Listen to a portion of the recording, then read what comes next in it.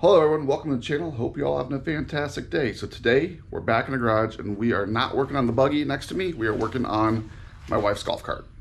So what are we doing on it? Well, we're gonna stop a potential fire hazard. And for those of you wondering, yeah, there's millions of golf carts out there and this one just has an issue where it could catch fire, I guess. So let me give you a little backstory before we get into what we're gonna do. So I bought this golf cart. It is a former Mayo Clinic golf cart. They've got 30 something of them. They take patients to and from their cars. It gets really hot in Arizona if you haven't noticed lately this year. Record heat, so record that my GoPros overheat quite often, and I've lost 2 videos because they've corrupted the SanDisk cards. So anyways, when I bought this golf cart, the charger was mounted where my cooler is. Let me show you. So this is the charger. It is not an all-weather charger, but it was mounted down here where I currently have the cooler. And then instead of plugging the golf cart into the charging port, they had removed the cable and put 2 wires to the positive and negative, and they never had an issue. Well, my issue is this charger's not all-weather, so if it gets wet, rained on, I want to wash the golf cart, you have to be really careful. But when I took it in, they noticed I removed it, and they said, hey, be careful, because those plugs get really hot and they'll melt and there's potential to catch fire. And I said, okay. Well, I bought a brand new OEM plug and after about 30 days of using it, the plug melted. So here's the new plug and this is the second one. Now this one I just bought the piece that bolts on to the wires. The wires are fine. I cut the plug off, rewired it, and about 3.5, 4 weeks, it stopped charging again. And let me show you what I mean. If you look down in here, you got your 3 pins, and this one, see if you can see it's moving, has melted down there in the plug. Again, same pin from the last one, and it won't charge. But this plug gets very, very hot. So I called the shop and said, hey, what charger do you guys recommend? A plug-in style or just wiring it directly? They definitely said the hardwired style, you don't have to worry about it and you just plug the charger in. So I went online, I did some research, I called them, and this is what I came up with for chargers. Now this is an onboard charger, so you just plug it into the wall with an extension cord, or if you're close enough to the wall, you plug it in. I'll show you how I'm gonna set that up. So if you look down in here, here is the new charger. Flip that over so you can read it. This is what I ended up with, a 48 volt onboard charger. Let me set this down. So look at the size difference because this is going to be mounted on board, but this is the key. Right here, it goes directly to the battery terminals and then it will plug into your wall there. So those not familiar with golf carts, let's just jump in and show you how I'm going to set this up. It's a really, really simple install. Anybody can do it in the garage and you don't even have to put the charging port like I'm going to. You could just lift your seat up, but here's what I'm going to do. So here is your factory charging port right there. I'm going to go ahead and remove this. Now if you look in there, you see that top one pin there? The camera's going to show it. It's starting to melt. It's a fire hazard. So I'm going to remove this completely because I don't want anybody to use it. And then we will unwire it, which is basically just right there. And it's this wire here and this wire here. And then I just have to find a place in here to mount the charger. Now, one location is right there on the fender well, just like this, or another location is to remove this and put it up in this area, higher than everything, and then run the wires. Now the Norco plug adapter that I bought, I'm gonna put right where the factory charger goes. The problem is it's a little bit smaller than the factory plug, so it won't fit in a hole, so I need to have a piece of backing, and well, being I keep everything around here, I went ahead and I found the original skid plates for the KRX. So we're just gonna cut a piece of backing plate to fit the original hole and we'll get that going. So I'm gonna go ahead, I'm gonna remove this basket, remove the cooler, and remove that cover, and let's start making a mount for the charger. This should be an easy install for anyone. I'll try to make it as fast and clean as I can. So let me go ahead and get started. All right, just like that, everything is apart. Let me show you. I took the basket off and I took this cover off. So this is the area I'm going to mount the charger. So how am I going to do it? Well, I went over to the scrap bucket, got some 1x1 angle iron. I looked down here. to set this somewhere in there. This like this. This like this somehow. And then this will go on here. And there is enough room for this plastic piece to clear, still give you some airflow there. So how am I gonna mount all of this? Honestly, it's pretty simple. I'm gonna do some nut certs, nut rivets, whatever you wanna call them, into these side pieces, and then mount them with some 1/4-20 bolts. This thing doesn't need a lot of strength. It's not really going anywhere. This isn't an off-road golf cart. From there, I will tack weld or weld each one of these to this bar here. I am not going to permanently mount this bar so you can do maintenance. Eventually on this golf cart, we'll be doing some other things. And then I will do some nut certs here. I am not worried about the cross member because it's not going to be bouncing too much.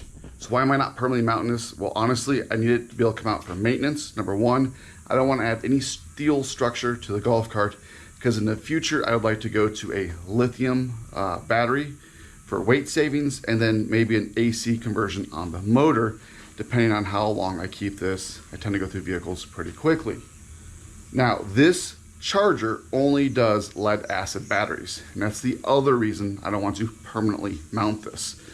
Some chargers out there will go between AMG, lead acid, the lithium batteries, not this one. This is a pretty robust charger, but that's the one I decided to go with. So in the future, when I do upgrade to lithium, I want to be able to take this charger out. They do make the same brand for a lithium charger, but honestly, as battery technology keeps changing, I don't know what I'll get. It's awesome on how well it changes. That one of the videos I lost was I did an upgrade on my motorhome with all lithium batteries except for the starter motor, and I took 280 pounds out of my motorhome and put 40 pounds in. I mean, massive weight savings and twice as much energy. Now it costs a little bit more, but that's okay. So I'm gonna go ahead, I'm gonna get everything drilled out, tacked together and mounted. I'll show you that once I get it done, and then we'll start the wiring process. I'll show you how I'm gonna get the plug on there. You could end it once you get it mounted, put everything back together, and just use the factory plug. I want a little bit of a cleaner look. So give me just a second, or for you, it's a snap of the finger. So before I get into drilling these, let me show you, if you're not familiar with what a nut cert is or nut rivet, and it is essentially this, okay? Basically, it's got threads in there. You put it in kind of a rivet gun, and I'll show you that tool when I use it. And there's these little splines right there. So how do you know what size to drill? Well, some people are just super smart, or it comes with instructions, and I'll show you what I do. So you take your nut cert and you go up on the smooth part where I do, and you measure it. So the camera will show that. It's 0.337. So now I need to find the nearest drill bit. I want it a little bit tight, so I'm gonna go on my awesome drill bits here, go right up here. Now when I mark these, I just use a center punch. I'll mark the holes and I will drill them out with that drill bits, and I'll show you the tool here in just a second. Okay, so how does this work? This is your nut rivet tool, how you put it in there. There's other ways to do it. This is the easiest way. They're not expensive. So I put my 1/4-20 bit in there, and then I take my nut cert, just like this, and thread it on. Now if you over squeeze, you can break this tool. I forget what it's called, but you will break it. So let me stick it in. This is your adjustment nut so you don't over tighten it. You come down, make sure it's set. You squeeze right there. I don't want to go any farther because I'm going to break it. And then to get it out, you just like this, it unthreads it, and that's it. So those are in, one down, one to go. So I've set the charger in the golf cart. Nothing's mounted yet. I did run the bolts through the charger, and it's kind of where I'm at here. So this is just temporarily set in there.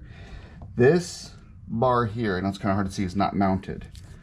What I'm gonna do, I will mount it here in a minute, but I'm just gonna draw some lines.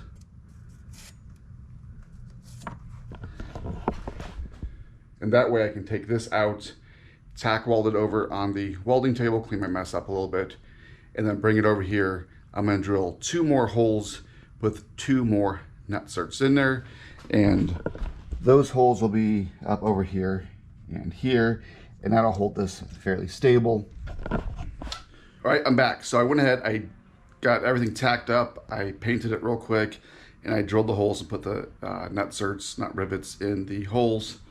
So we're right here. Next thing I'm gonna do, real easy, slide this on just like this, put my 1/4 bolts in there, and mount this up. So moving over to the front where the batteries are, I'm gonna go ahead, I've already broke these loose. I'm gonna remove this wire here and this wire and connect these 2 wires. And then I'm going to remove this plug here, and I'll get that done, and then we'll talk about this plug. Now honestly, I could just disconnect those wires, tape them up, cut them, whatever, so no one plugs something into that plug so you don't get a ground, and use just this plug. I mean, honestly, it's like 8 foot of cord here. So you could just drill a hole. I could mount this in the back to make it easier to plug in the back. I like my cooler there.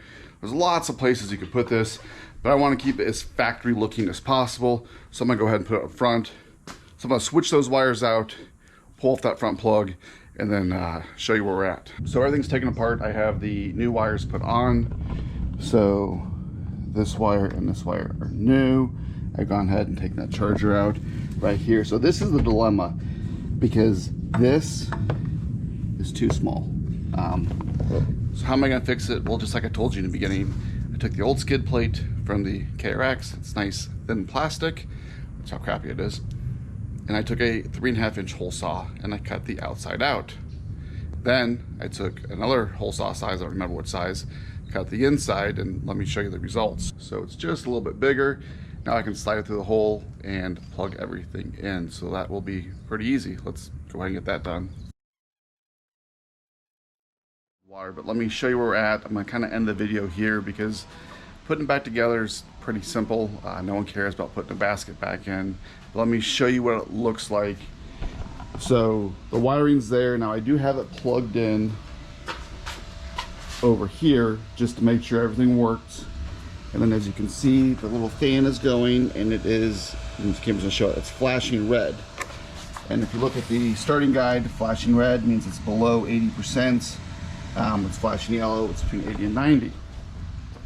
So where do you plug this in at? Well, right here is what it looks like. Now, I do see a little bit there. So I have lots of skid plate left. That was a 3.5 inch circle. I might make it a 4 inch circle to cover up that, just to make it look a little bit nicer. I don't know, but all is well. So the beauty of this charger versus that old chargers, first of all, the size. The size is much smaller, and now it's on board. So I don't have to worry about taking this to events or my wife taking it somewhere. We need to top it off, or been driving it quite a bit. All you gotta do is find an extension cord. In worst case scenario, let's get close enough to a plug and unplug it from right here and put it on a plug. The second thing is the original charger was just a charger. Once it hit its max voltage, it stopped charging. And it wouldn't come back on if the voltage dropped because you weren't driving it, so you unplugged it and replugged it in.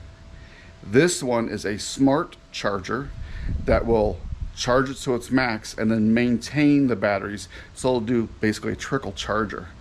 Now they are more expensive, but you know, it's nice that's on board. I can take this wherever I want. There's no issues. If it gets too hot, this charger will actually shut down. Over voltage, under voltage, all kinds of fun stuff. I'll put a link in the description below if you're interested in looking at it. They do make the same charger with the plugs that you can plug it into your golf cart. So did I eliminate a fire hazard? I sure hope so. No more melting points. I didn't cut the wires on the factory charger. Had nice solid wires, nice solid connections. So hopefully all will work well. I hope you learned something. You don't have to mount the charger like I did. I just wanted it up out of the way. I took some scrap angle iron with some nut certs, but again, you could mount it to the wheel well. You don't have to use nut certs. You could just use bolts, whatever you wanted. But it does make traveling and transporting your golf cart a lot easier because it's now an onboard charger. So don't forget to like, share, subscribe, and stay cool out there, because man, it's already 100 degrees outside and it's not even noon yet. Until next time.